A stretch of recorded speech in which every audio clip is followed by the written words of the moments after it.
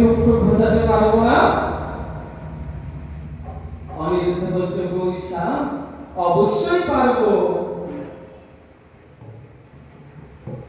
উষারানী বলছে প্রাণনাথ তাহলে শীঘ্র করে বলো না কেমন করে আমরা সোনাকা সুন্দরীর দুঃখ মোচন করবো?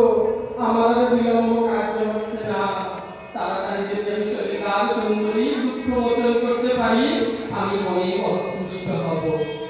তাই আমি বলছি অনিরুদ্ধ বলে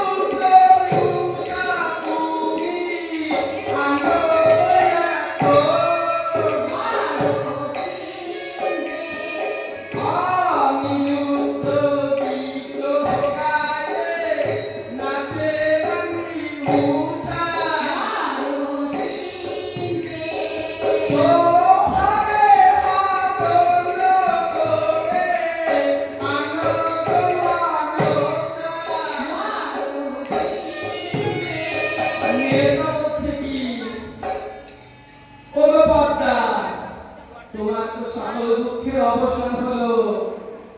ওই তোমার অষ্টনা শুনেছে তোমার পূজা পাওয়ার কথা। অনিরুদ্ধ গীত গায়ে নাচে রানী উষা, দোহায় হরণ করে তুমি আনো গো মনসা। বোঝা যাচ্ছে কিছু? অনিরুদ্ধ গান করে স্বর্গে, আর উষারানী নিত্য মঞ্জন করে ওই স্বর্গের দেবগণে আর মহাদেবী। এই কথা শুনে আমার মা মনসা বিলম্ব করেনি, নাগরাজ সাজিয়ে আমার মা মনসা চলে যাচ্ছে ওই কৈলাস নগরে। নেতা বলে পদ্মাবতী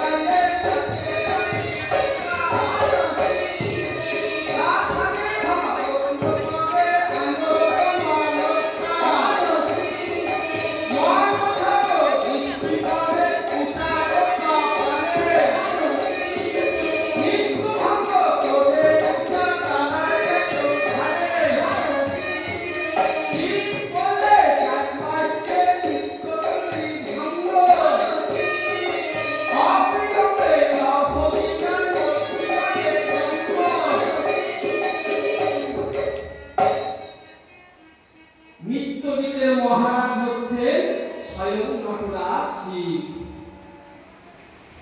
অনিরুদ্ধ আর উষা যখন নৃত্যগীত করছে আমার ঠাকুর যোগে ধ্যানে তাদের নিত্য দর্শন করছে। আমার নাম অনুসার দৃষ্টি ওই উষার কপালে যখন পড়েছে, উষা ভয়ে এক দাঁড়িয়ে গিয়ে দাঁড়িয়ে পড়েছে।